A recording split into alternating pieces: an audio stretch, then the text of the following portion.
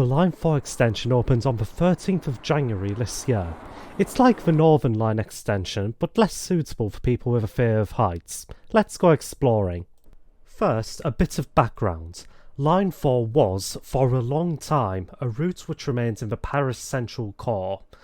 Though proposals to have it break out go to the 1920s, it only became a reality in 2005 with the commencement of a southern extension in 2 phases. In 2013, the first phase was complete with the opening of Marais de Montreuze, located in the commune of Montreuze. Budgets and routing concerns delayed the second phase, but it is finally open with 2 new stations: Barbara, serving the border of Montreuze and Barbara communes, and Bagneux-Lucie-Aubrac, serving a brand new development within Bagneux. We'll start outside Marais de Montreuze station, located in the plaza in front of the Beffroy Cultural Centre. It is thankfully very simple to follow the path of the tracks on foot here. It follows Avenue de la République very closely. This is a street with a great variety of commercial buildings. Later, the tracks follow the curve of Avenue de Verdun. When I visited, there was a bit of metro construction here. It appears to be an emergency exit for the tunnels, but I'm not certain. If you know, please comment below. Up the hill, and we arrive at Barbara. This station is named after the famous singer-songwriter of the same stage name.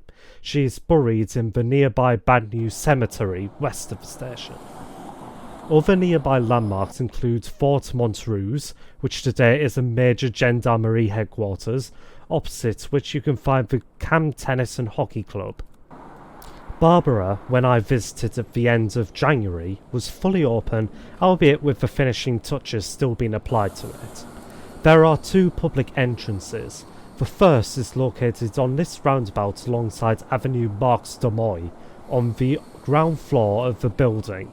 Inside, we have ticket facilities, along with a trio of lifts and a staircase behind the ticket barriers.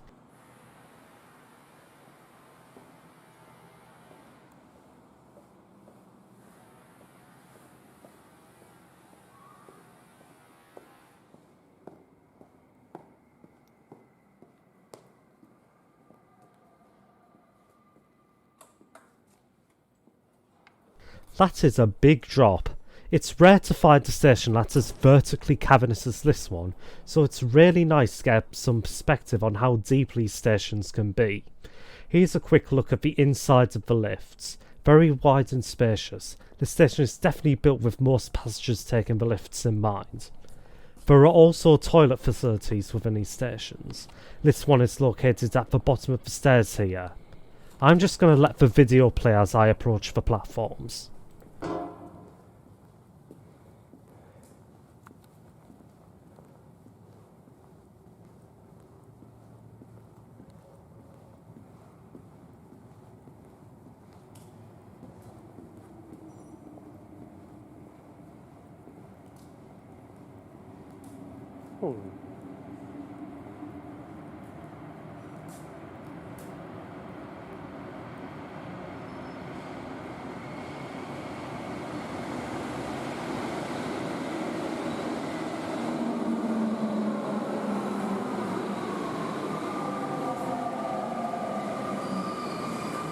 There are further stairs, lifts and escalators to each side of the platforms here.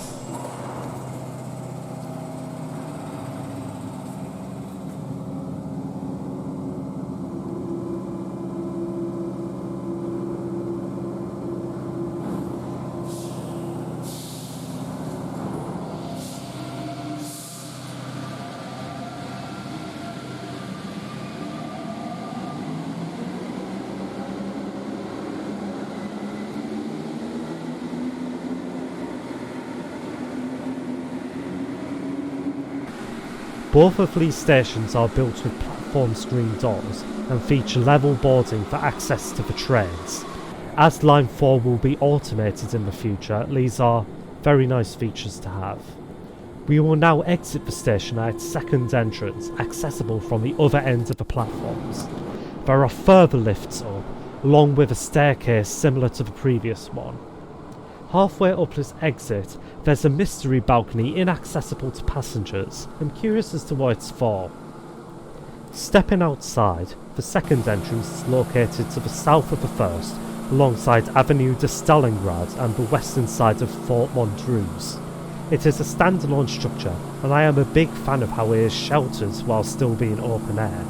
Facilities here are identical to the main entrance, just without a manned office. As I head back to the platform, please enjoy this ride on the lift with another peek at the mystery balcony.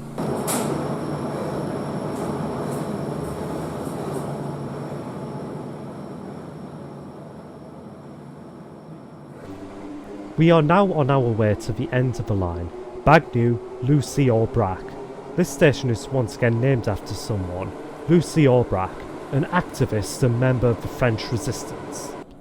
This station is much bigger than Barbara, and for a good reason. This will interchange with the future Line 15 of the Grand Paris Express. There is already major construction work around the station as transitory developments for this interchange take shape. Line 15 will have its own dedicated entrances, but there are already connections in place to allow for easy transfers from the Line 4 platforms. Line 15 runs perpendicular underneath Line 4, and so access to the two will be enabled behind these blue hoardings. The main entrance is located to the south. It is an open-air design similar to Barbara's Stalingrad entrance, featuring all the expected amenities, as well as some retail units for future use. As can be seen looking down on the platforms, this station is much shallower than Barbara. At the north end is the station's secondary entrance. This is one escalator only, so any person requiring a lift will need to use the main entrance. This entrance also only leads to the outbound platforms, hence why a single escalator is sufficient. There is an additional semi-hidden third entrance located here. This one is exit only and is located at the very back of the terminating platform.